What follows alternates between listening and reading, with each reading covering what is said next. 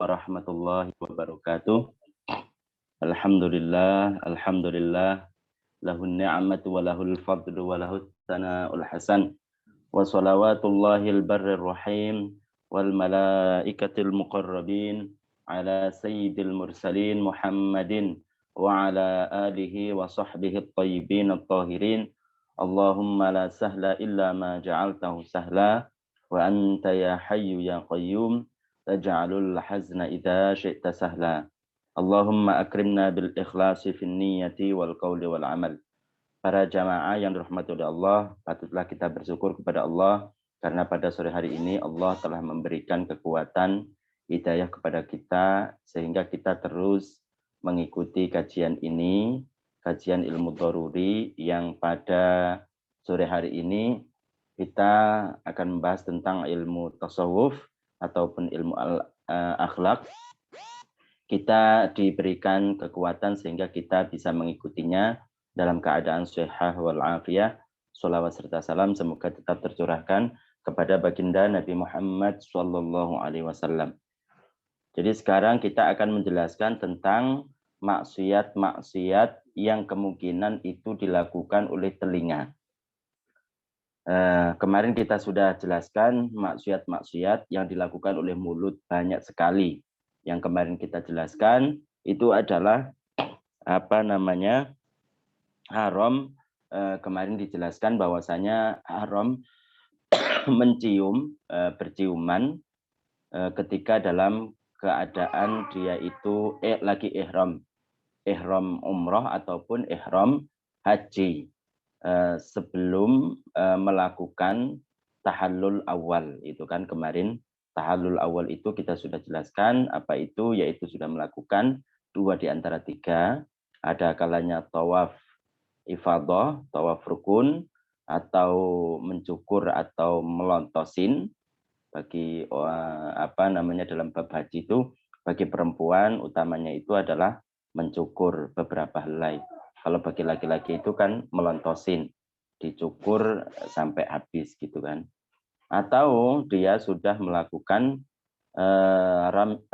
al-jamrah al-aqabah, melempar al-aqabah. Kalau sudah melakukan 2 dari ini, maka orang tersebut itu diperbolehkan apa yang diharam-haramkan dalam haji.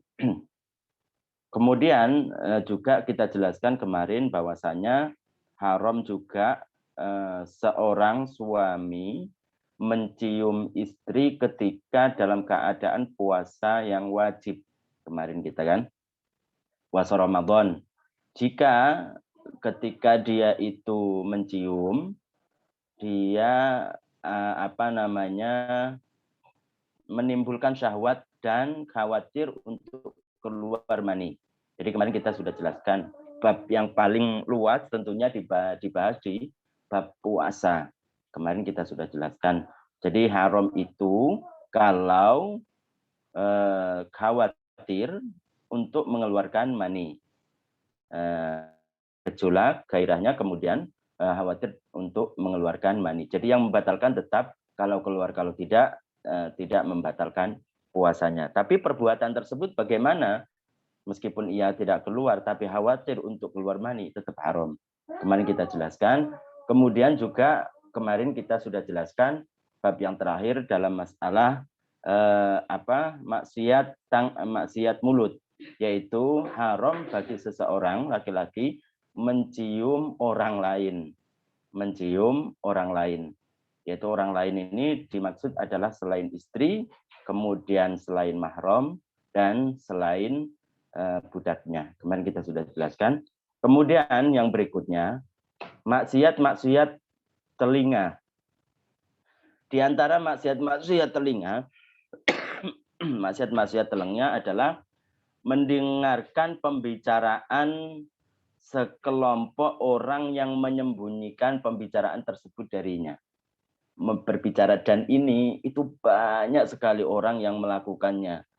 Padahal dia sembunyi untuk membicarakan sesuatu itu sangat rahasia. Tidak boleh orang lain itu untuk mendengarnya. Masih saja ngikutin. buntutin istilahnya itu. Kemana dia pergi, ingin mendengarkan. Maka itu orang tersebut berbuat dosa besar. Kenapa? Karena orang yang mau berbicara tersebut ingin menyembunyikan pembicaraannya itu dari orang lain.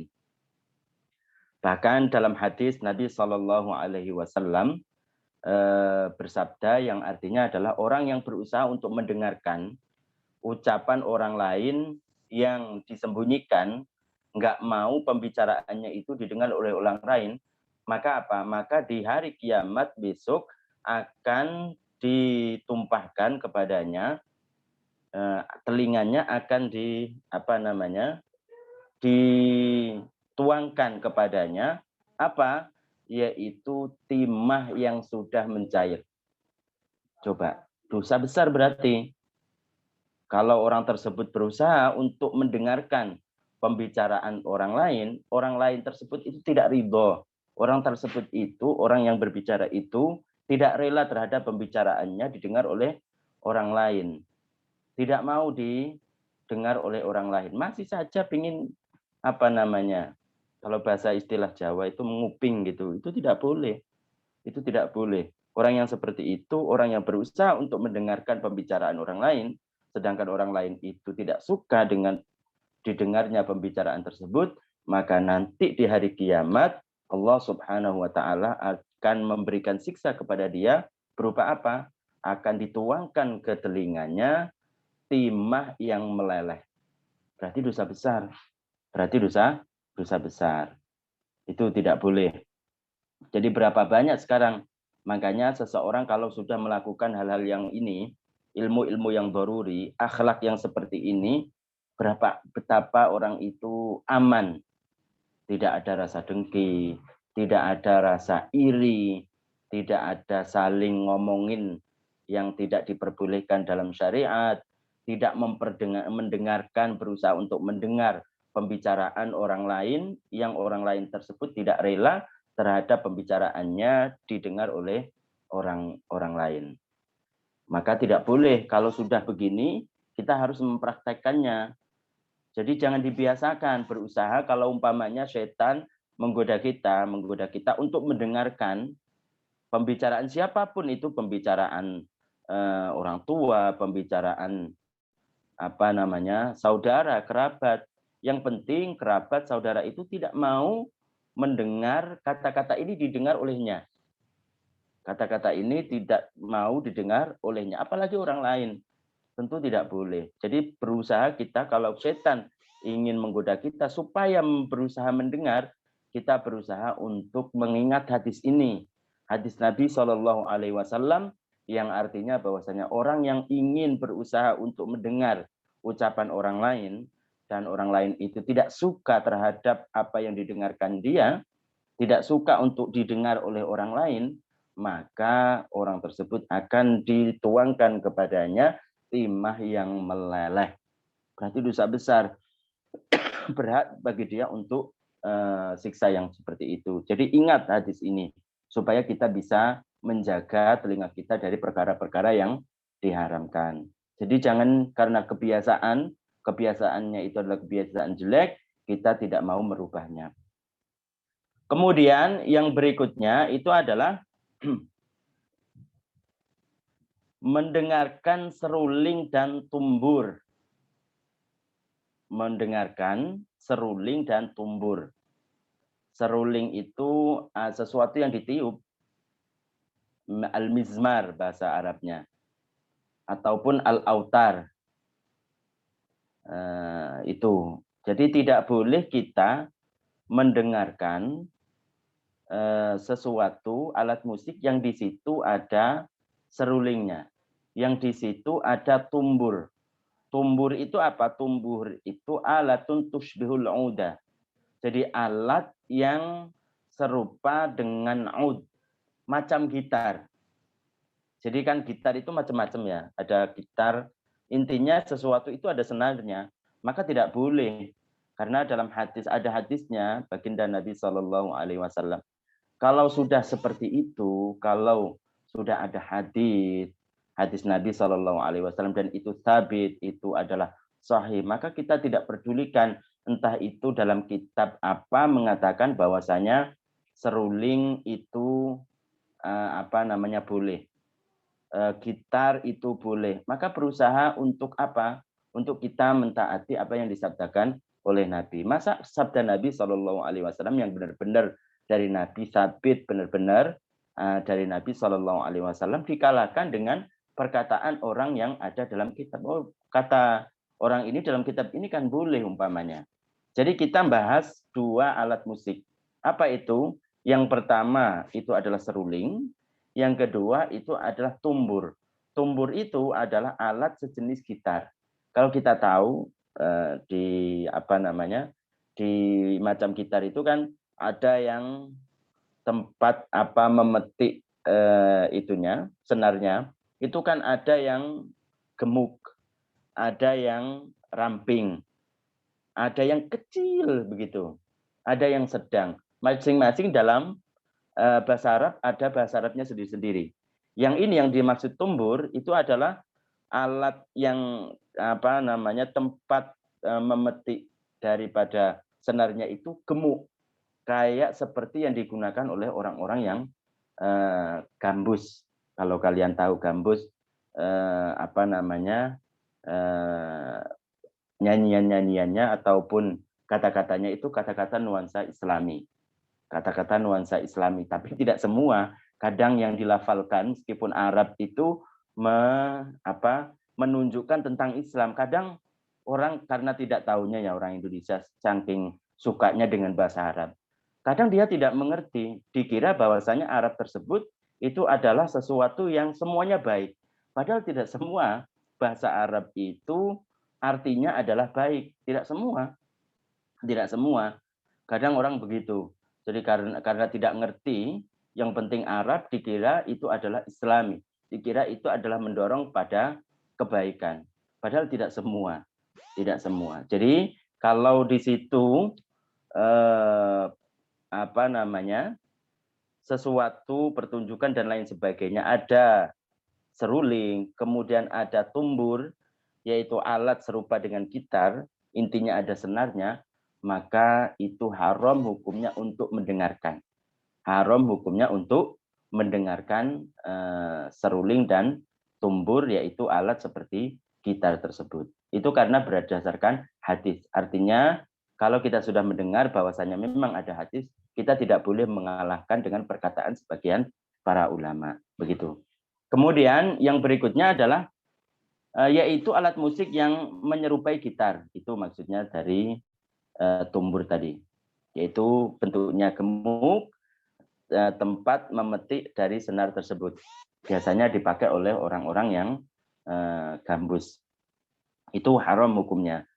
Kemudian yang berikutnya mendengarkan semua suara-suara yang diharamkan, termasuk dari maksiat telinga, itu mendengarkan semua suara-suara yang diharamkan seperti mendengarkan ghibah. Sesuatu yang haram untuk diucapkan, maka mendengarnya pun haram. Maka berusaha mendengar itu haram. Seperti apa? Seperti ngomongin orang lain. Seharusnya dia itu menjauh malah nimbrung. Aneh kan? Bahwasanya orang yang ghibah itu juga ngomongin orang lain, ngomongin kejelekan orang lain. Itu juga haram, tidak boleh. Ditambah lagi, kalau dia nimbrung, berarti mendengarkannya. Mendengarkannya juga berdosa, berusaha mendengarkan untuk berdosa, itu berdosa, dan ngomongin orang lain juga berdosa. Jadi berlipat. Kemudian namimah. Namimah itu apa yang kemarin kita jelaskan? Yaitu memindah perkataan dari satu orang ke orang lain, tujuannya untuk merusak. Kamu kata si A begini, padahal tidak. Tujuannya untuk merusak saja. Kamu kata si Fatimah orangnya begini, padahal tidak. Ataupun apa? Ataupun benar bahwasanya si Fatimah ngomongin kepada si Khadijah. Fatimah ngomongin si Khadijah. ngomongin benar sesuai apa yang diomongkan oleh Fatimah. Kemudian dipindah kepada si Laila umpamanya, dipindah. Tujuannya apa? Tujuannya untuk merusak. Tujuannya supaya antara muslim dengan muslim ini saling bertengkar. Maka itu tidak boleh. Jadi melakukan seperti itu tidak boleh. Mendengarnya pun, kita mendengar sesuatu itu, maka kita tidak diperbolehkan. Berusaha mendengar, maka kita tidak diperbolehkan. Berapa banyak sekarang orang itu asik dengan yang seperti itu. Jadi apa? Kayaknya orang tersebut itu kayak nggak dosa begitu. Orangnya begini, orangnya apa namanya, ngomongin orang lain, dia ikut-ikutan. Mendingan belajar. Makanya kita mencontohkan apa namanya, mencontohkan apa yang kita contohkan tentang ghibah, kemudian tentang namimah perempuan, karena memang kebanyakan ini dilakukan oleh perempuan. Maaf aja ya, supaya kita tahu aja, tahu supaya kita itu bisa menjauhinya. Karena sabda Nabi SAW, Nabi SAW pernah melihat penduduk neraka kebanyakan itu adalah wanita. Dari mana dia itu masuk neraka? Kebanyakan itu dari mulut. Kebanyakan dari mulut. Makanya kita belajar bersama, saling menasehati, saya juga kalian semua, supaya ada rem, supaya kita semuanya itu tidak asik untuk melakukan sesuatu itu kebiasaan jelek, seperti ngomongin orang lain, seperti ingin mendengar perkataan orang lain, kemudian seperti mengadu domba, dan lain sebagainya. Jadi kita harus bisa menahan diri supaya kita ingat dengan apa yang diancamkan baginda Nabi SAW tentang orang yang berusaha mendengar perkataan orang lain yang orang lain itu tidak rela untuk didengarnya, yaitu akan dituangkan kepadanya timah yang mendidih tentunya, yang mencair, itu betapa panasnya.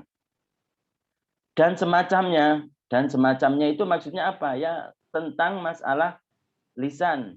Maksiat yang ada di lisan itu, maksiat yang dilakukan oleh mulut itu, kita haram juga untuk mendengarkannya. Seperti apa? Seperti umpamanya berdusta juga. Berdusta. Tahu bahwasanya dia dusta, haram bagi kita untuk mendengarkannya. Haram bagi kita untuk mendengarkannya. Jadi jangan, kalau sudah begini, saya sudah tahu tentang yang dijelaskan ini, berusahalah kita itu untuk apa? Untuk ingkar terhadap orang-orang yang melakukan seperti ini. Jangan ikut ngumpul begitu loh. Diberikan nasihat. 3 orang apa namanya berkumpul ngomongin si fulan. Kita yang mendengarnya, kalau ingin menasehati boleh menasehati. Bahkan itu harus, tidak boleh dikatakan bahwasanya nggak boleh kamu itu suudzon, kamu tidak boleh kamu itu menyangka seperti ini. Kita kan sama-sama Islam. Harga Islam itu di atas segala-galanya. Walaupun dia mengatakan seperti ini tentang kamu, tentang kejelekan kamu, Islam di atas segala-galanya. Jangan sampai kita membalasnya. Itulah husnul khuluq. Itulah yang ditanamkan oleh baginda Nabi SAW. Jadi tidak boleh kita mendengar sesuatu perkataan yang perkataan itu maksiat. Sesuatu ataupun segala perkataan yang itu adalah maksiat, maka kita haram untuk mendengarnya. Maka kita haram untuk mendengarnya. Kemudian berbeda halnya jika terdengar tanpa bisa dihindari dan ia membencinya. Tadi kan saya menjelaskan bahwasanya haram hukumnya ketika seseorang itu berusaha untuk mendengar. Artinya ada kesengajaan bagi dia untuk mendengar. Untuk mendengar, ada kesengajaan bagi dia untuk mendengar. Kalau bahasa Arabnya itu adalah alistima. Kalau bahasa Arabnya itu adalah alistima. Jadi berusaha untuk mendengar. Itu haram hukumnya. Tapi kalau as-sama, kohron, terdengar, kita ingin tidak untuk mendengarnya. Kita pingin tidak untuk mendengarnya, tapi kedengaran. Kayak seperti umpamanya ada tetangga itu meniup seruling, kemudian memetik gitar. Kita tahu bahwasanya itu haram. Tapi kita di samping rumah kalau kita nasihati, malah tambah kadang dia itu mencaci maki dan lain sebagainya. Sudah kita amar ma'ruf nahi mungkar dengan cara-cara yaitu yang pertama dengan nasihat, ataupun dengan kalau itu adalah kerabat bisa dengan tangan umpamanya, ataupun anaknya bisa dengan tangan umpamanya. Udah melalui seperti itu nggak bisa, maka ya gimana lagi, kita harus ingkar. Ingkar itu berarti merasa tidak enak, merasa kita itu berdosa terhadap apa yang dilakukan oleh orang itu, sehingga tidak ada rasa suka dari kita umpamanya. Orang yang tidak ingkar itu kan kelihatan, orang yang tidak ingkar. Seperti umpamanya ada seseorang saking sukanya dengan gitar, kemudian apa? Kemudian dia mendengar gitar tersebut. Awalnya apa? Awalnya itu tidak berusaha mendengar, terdengar. Kemudian tidak ada rasa ingkar. Tanda-tandanya apa? Tidak ada rasa ingkar. Dia main gitar, dia ikut-ikutan joget umpamanya. Ikut-ikutan kakinya itu bergoyang. Itu berarti kan tidak ada rasa ingkar. Tapi kalau ada rasa ingkar, semuanya seakan-akan dia itu tidak suka terhadap apa yang didengarkan dari gitar-gitar tersebut. Sehingga anggota pun diam, karena apa? Karena ingat dengan ancaman-ancaman yang ditujukan kepada orang-orang yang mendengarkan kemaksiatan. Begitu. Berarti ingkar dalam hati. Ingkar dalam hati itu nggak ada yang bisa memaksa. Itu adalah jalan satu-satunya. Setelah kita ingkar dengan tangan, dengan lisan, tidak bisa, maka supaya kita itu terlepas dari maksiat, maka satu-satunya adalah ingkar dengan hati. Jadi tanda-tandanya ingkar hati itu tidak ikut-ikut anggota badan itu terhadap maksiat tersebut. Tidak merasa kita ikut enak mendengarkan kemaksiatan tersebut. Itu tanda-tanda orang itu ingkar dengan hati. Berbeda halnya jika terdengar tanpa bisa dihindari dan ia membencinya. Itu tadi. Jadi kalau terdengar tidak sengaja, maka tidak berdosa itu. Kayak seperti orang meniup seruling dan memetik gitar di samping rumahnya setelah kita sudah amar ma'ruf nahi mungkar dengan apa yang kita jelaskan tadi. Yang terakhir itu adalah ingkar dengan hati. Dan wajib baginya mengingkari jika ia mampu. Itu tadi, jika ia mampu wajib untuk mengingkarinya. Mengingkari dengan apa? Kalau umpamanya dia itu ada di suatu tempat yang di situ ada gitarnya, umpamanya, maka kita caranya ataupun tanda-tanda bahwasanya kita ingkar, kita tidak tetap dalam hal tersebut, tidak kita tetap dalam kelompok-kelompok yang bermaksiat tersebut. Bahkan kita akan berpindah ke suatu tempat, gitu. Itu tanda-tanda bahwasanya orang tersebut itu adalah orang yang ingkar terhadap kemaksiatan. Kalau kita melakukan seperti ini, maka orang tersebut insya Allah jadi wali. Kalau dia belajar, kemudian diterapkan. Ini kan perbuatan-perbuatan yang sangat disukai oleh setan. Perbuatan-perbuatan mendengar, ingin berusaha mendengar, ingin menyaksikan chat orang lain, padahal itu disembunyikan, itu kan perbuatan-perbuatan yang manis menurut setan. Itu sangat manis. Kalau kita bisa memeranginya, maka insya Allah kita jadi wali Allah Subhanahu wa Ta'ala. Beramal, kemudian diterapkan. Saling menasihati kita dengan saya dengan kita semuanya, saling menasihati. Jadi supaya kita termasuk orang-orang yang selamat di akhirat nanti. Mungkin untuk hari ini, karena saya lagi ada acara, maaf terlalu singkat, memang biasanya singkat, tapi ini sangat singkat sekali. Sampai di sini. Untuk pertanyaan-pertanyaan, insya Allah nanti mungkin pada pertemuan berikutnya. Jadi kurang lebih saya mohon maaf karena ada acara, saya mohon izin. Semoga kita termasuk orang-orang yang diridhoi oleh Allah Subhanahu wa taala bisa menerapkan ilmu-ilmu yang sangat penting ini. Amin amin ya rabbal alamin. Saya akhiri. Wassalamualaikum warahmatullahi wabarakatuh. Kita baca tahlil sekali, sholawat sekali, dan istighfar sekali. La ilaha illallah. Allahumma sholli ala Muhammad. Salim. Rabbik firli wali walidayya walil mu'minina wal mu'minat.